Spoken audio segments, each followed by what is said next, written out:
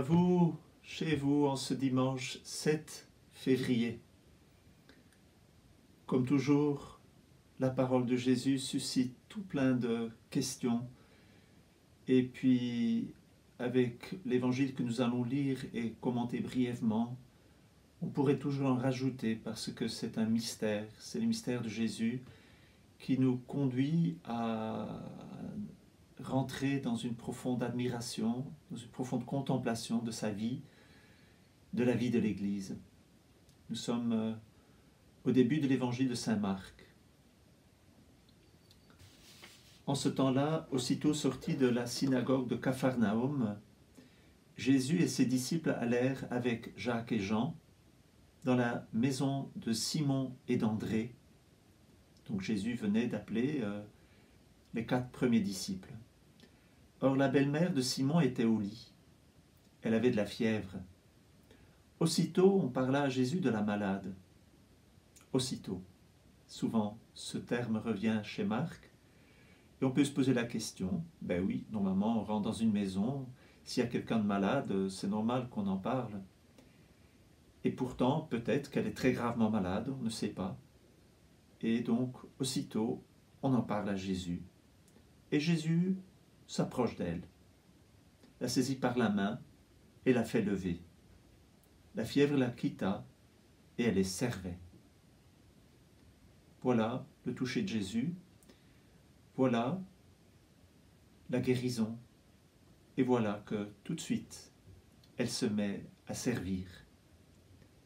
La guérison de Jésus, ou que la guérison que Jésus provoque, permet à la belle-mère de Simon de se mettre tout de suite au service. C'est ça.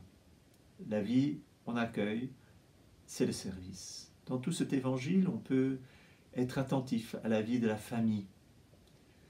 Jésus a vécu avec ses disciples. Il est rentré dans les maisons. Il a fortifié la vie dans les familles.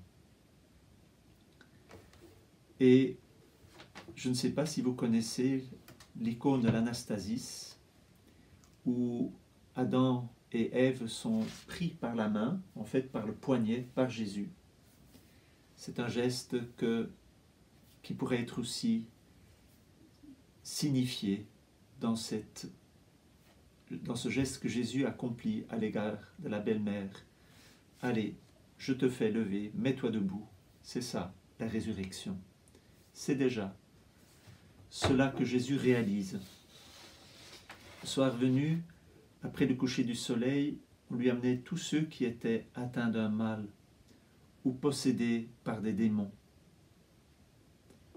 Comment était la vie avant que Jésus ne vienne sur terre? Combien de personnes étaient possédées par les démons? Et peut-être qu'on peut se poser la question dans une France ou dans une Europe de plus en plus déchristianisée, combien plus de personnes sont prises dans les lacets du démon. Jésus s'approche donc, les démons se déclarent présents et Jésus chasse les démons. C'est une des grandes missions de Jésus. Et c'est ce que réalise le baptême.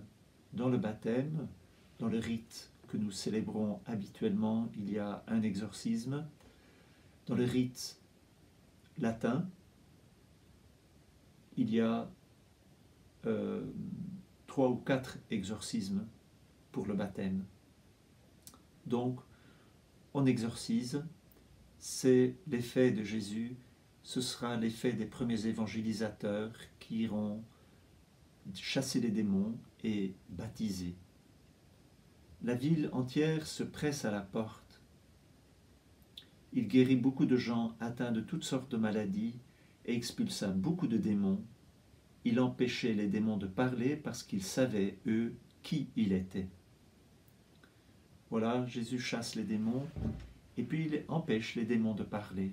Pour 2 raisons. On parle du secret messianique, c'est-à-dire que le moment de la mort et de la résurrection de Jésus n'est pas arrivé encore. Il y a une progression Jésus n'est pas encore reconnu comme le Messie et progressivement, on va découvrir qui il est. Il y a aussi le fait que Jésus ne veut pas que des démons proclament et témoignent à son sujet. Donc, il empêchait les démons de parler parce qu'ils savaient, eux, qui il était. Les démons ont une connaissance de Jésus. Ils savent d'ailleurs que par Jésus, le royaume des cieux est arrivé et que leur heure aussi est arrivée de quitter. Et donc, ils savaient qui il était, ils ont une connaissance, mais qui est une connaissance sans amour. Et puis le lendemain, Jésus se lève, bien avant l'aube. Il sortit et se rendit dans un endroit désert, et là, il priait.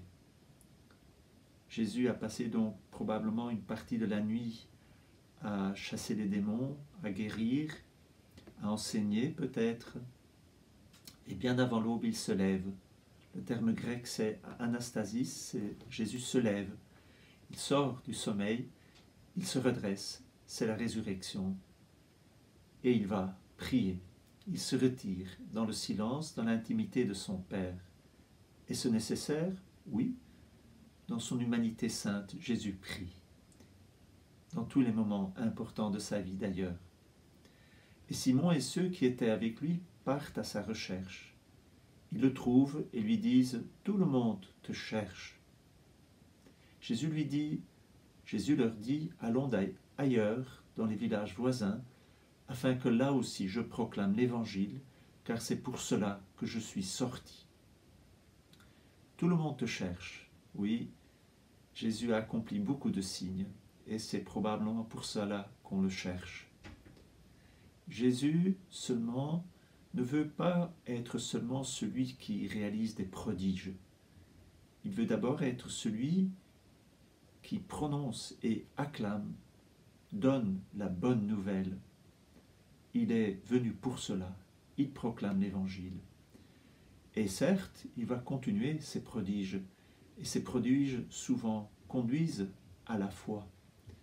Mais Jésus ne veut pas être là seulement pour des guérisons de malheurs physiques. Il veut être là pour que progressivement l'homme s'ouvre au mystère du salut, accueille la bonne nouvelle et, en cela, il veut aussi guérir et chasser les démons. C'est pour cela, dit-il, que je suis sorti. D'où est-il sorti? Il est sorti de Capharnaüm, mais il est surtout sorti d'auprès de Dieu. Il s'est incarné, il est venu habiter parmi nous. Ceci, c'est un thème cher à l'évangéliste Saint Jean, que Marc nous donne ici aussi. Et il parcourut toute la Galilée, proclamant l'Évangile dans leurs synagogues et expulsant les démons. Waouh! Quel accent sur cette expulsion des démons! Eh bien oui, au début de l'ère messianique, même dans le peuple juif qui a cherché à être fidèle à la loi, ou plus ou moins, il faut chasser les démons, il faut que Jésus, progressivement, sanctifie son peuple. Jésus, donc, est là, il se lève, il relève, il sanctifie, il éclaire par sa parole, il guérit, il chasse des démons. Voilà la présence du royaume. Et bien que nous puissions aujourd'hui, en ce dimanche, vivre de ce mystère de la résurrection, de cette présence de Jésus qui s'est relevé des morts et qui nous relève, et que nous puissions prier avec une grande ferveur pour que de plus en plus de personnes, de nouveau, se convertissent à Dieu, pour que le royaume de Dieu se fasse proche de plus en plus. Bonne journée, à demain.